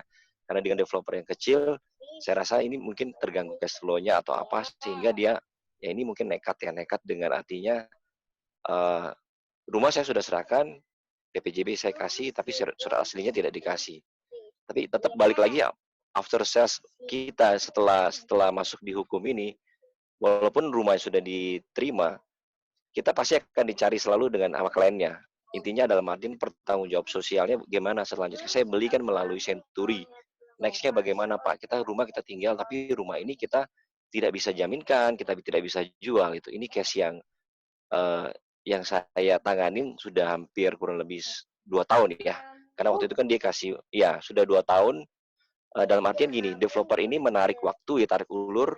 Waktu itu dia bilang bangunnya kurang lebih 12 bulan. Dengan 12 bulan rumah itu jadi, setelah 12 bulan suratnya masih PPJB. PPJB tunggu sampai hari ini. Ya ini yang menurut saya, nah pas momen ini kan karena juga berhubungan dengan legal, saya juga beberapa diskusi, tapi rata-rata mentoknya adalah karena satu, developer ini memang ya intinya adalah nakal. Yang kedua, surat yang kita pegang dasar PPJB ini secara hukum kan memang kuat. Cuman surat ini kan yang si aslinya masih ada di PTB. Ya untuk mencari orang ini tentunya harus ada bantuan hukum. Kalau enggak, kita sebagai kantor properti atau broker pasti kelabakan dengan kondisi ini yang tidak gampang gitu. Kalau kita jual mungkin ini jual langsung balik nama, notaris bla bla bla dengan BPN selesai. Tapi ini udah berkaitan dengan hukum. Nah ini orangnya sendiri sudah nggak ada dan kemudian juga PT-nya juga sudah nggak jelas gitu. Itu sih Bu, case yang harus kita hati-hati ya. Terima kasih dari saya Bu, makasih. Oh, thank you Pak Wegi. Yang boleh Ya, nanti kalau misalnya menarik sih, kalau misalnya nanti mau dicariin putusannya atau apa, boleh nanti Bapak share aja. Tapi senggangannya ada nomor perkaranya ya. Itu satu pihaknya siapa kayak gitu. Nanti boleh deh nanti consult lah. Well, oke. Thank you Pak Wegi, pertanyaannya luar biasa. Bapak Ibu, karena sudah keterbatasan waktu ini Bapak Ibu, mungkin bisa langsung aja closing statement dari Ibu Nia mungkin untuk sesi kita kali ini. Oke. Silakan Bu Nia. Ya, terima kasih kesempatannya ya Bapak Ibu, tadi diskusinya kita menarik banget gitu kan. Jadi inget ya zaman-zaman dulu saya pendampingan Senturi ya. Lagi-lagi sebagai broker properti tetap harus berhati-hati, bukan, saya mengerti ya bahwa Bapak Ibu tuh pengennya cuma closing gitu kan ya, komisi. Tapi lagi-lagi ya seperti yang dulu juga saya pernah sarankan atau masukan bahwa properti atau status hukum tanah bangunan yang kita jual atau kita sewa itu harus jelas gitu. Seenggaknya minimal misalnya tidak ada sertifikat, oke, giri. Kalau misalnya jual beli PBB yang nunggak atau mungkin kayak tadi tuh NPWP-nya di sini situ, itu masih bisa diurus. Tapi kalau sertifikat itu memang benar-benar bukti kepemilikan si penjual atas properti tersebut. Sehingga kita sebagai broker juga nggak salah langkah dalam melakukan perantara jual beli ini ya gitu. Nah, terus kemudian juga dalam sewa menyewa juga baik dalam sewa menyewa ataupun dalam jual beli itu PJP itu ditandatangani tadi kan, karena Bapak Ibu marketing nih, komisi gitu kan ya. Nah, terus gimana mau ngeklaim komisi kalau PJP nggak ditandatangani? Gitu kan. Nah, makanya itu harus aktif Bapak Ibu sebagai agent. Begitu ada yang mau ngelisting, langsung sodorin. Nih Bapak Ibu tanda tangan. Oke, fleksibel dikit, tapi tetap kejar. Karena apa? Ketika nanti closing, ketika kita jualan atau sewa, ntar baru deh komplain atau baru cerita kalau misal saya nggak dibayar nih komisinya. Ya sekarang kalau misalnya mau dibantu secara legal gimana dasar hukumnya? Itu tadi PJP-nya seperti itu. Nah, menarik sekali, cuman karena tadi Mas Ardi juga udah bilang ada keterbatasan waktu, Bapak Ibu boleh kontak saya ya, tadi Pak Sudianto juga bilang, Pak Saleh juga bilang, boleh nanti di-share nomor handphone saya, Mas Ardi, 0811 915174. Mungkin kalau MBMA yang lama masih keep kali ya. Oke, boleh pelan-pelan Ibu di spellingnya. Oke, biar bisa dicatat juga mulai Bapak Ibu semua. Oke, 0811 915174. 0811. Oh, ini bisa ngetik ya? Iya. Oh, bisa. Ya, boleh di kolom chat aja. Ya, terus Ya, oke. Email. Oke. Sip kalau gitu. Thank you Bu Nia sharingnya hari ini. Semoga sesinya bermanfaat buat kita semua. Sebelum kita tutup, kita boleh kali ya Bapak Ibu kita nyalain semua kameranya, kita kasih jempol gini untuk Bu Nia. Luar biasa. Thank you. Bisa kasih aplaus juga buat Bu Nia. Oke, selanjutnya kita mau dokumentasi Bapak Ibu. Mungkin saya mau minta tolong dari Pak Agung. Pak Agung, siap Pak Agung ya. Oke, Bapak Ibu bisa arahkan seperti biasa signature move kita. Huruf C ke arah kamera. Tandanya bisa di semua ya. Bisa dinyalakan semua. Pak Agung, monitor Pak Agung silakan. Bu Nia silakan kalau mau ikut Bu Nia. Pak Agung, Sudah. Oke, kalau gitu Pak Agung terima kasih banyak. Oke, Bapak Ibu kita sudah di akhir acara.